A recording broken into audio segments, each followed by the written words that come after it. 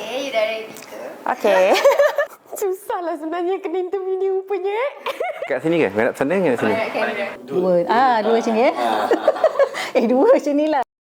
Okay, standby, kamera ready, sound ready, 3, 2, 1, action. Makna InScan untuk Dr. Maizura. Makna InScan dalam kehidupan saya, dalam perjalanan kerjaya saya adalah lebih kepada aspek kepimpinan, which is leadership in my journey. Sepanjang I kat InScan ni, I rasa InScan best and banyak sangat pengalaman. Lebih kepada lubuk pekerjaan. Kerana sebelum masuk InScan adalah berpindah-pindah, and then dah masuk InScan memang kekal lama lah, 9 tahun.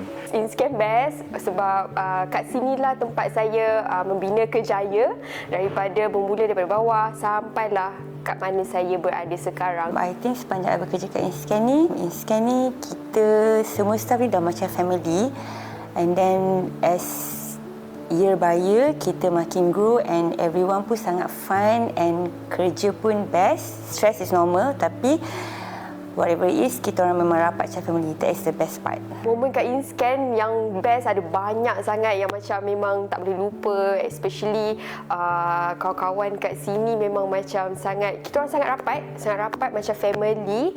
Selain daripada tu, kalau untuk my personal kan, benda yang paling best adalah kat InScan ni saya pregnant 2 kali. Semestinya dia punya kawan-kawan lah, lebih kepada bonding kawan-kawan.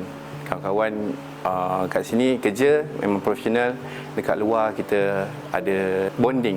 Ya, kita ada bonding. Saya rasa momen yang sangat-sangat saya tak boleh lupakan adalah ketika dunia dilanda COVID. Di mana pada ketika itu saya rasa perkara yang sangat-sangat manis apabila usahawan dan juga InScan kami dapat mengumpulkan mereka dalam kelas online.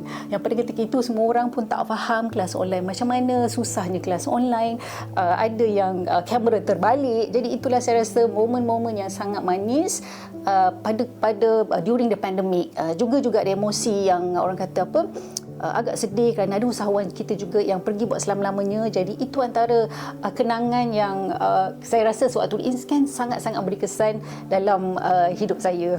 Dalam masa 10 tahun saya bekerja dengan InScan, memang ada banyak sangat perubahan yang positif lah.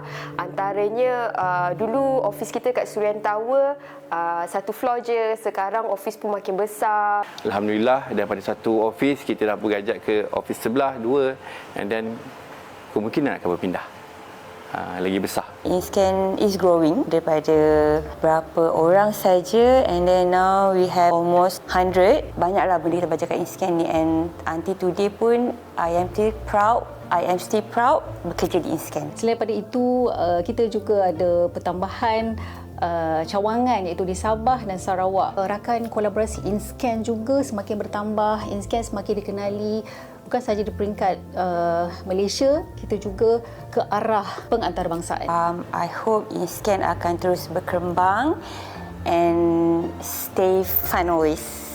Sempena ulang tahun InScan yang ke-20, saya berharap agar lebih ramai usahawan dapat dibantu dan InScan akan terus kekal relevan dalam industri keusahawanan. Tak lupa juga kepada customer InScan, iaitu usahawan-usahawan di luar, supaya kita dapat melahirkan usahawan-usahawan yang lebih berjaya, lebih kaya dan lebih berkredibiliti dalam berbisnes. Doa dan harapan saya sempena ulang tahun InScan yang ke-20, tentunya saya inginkan InScan kekal relevan di dalam ekosistem di Malaysia dan InScan melangkah lebih jauh dan mendapat pengiktirafan di peringkat global dengan lebih banyak lagi. Selamat ulang tahun InScan yang ke-20. Happy birthday InScan. Happy birthday InScan. Okey, happy birthday InScan yang ke-20 tahun. Ni dah 20 tahun. Bye.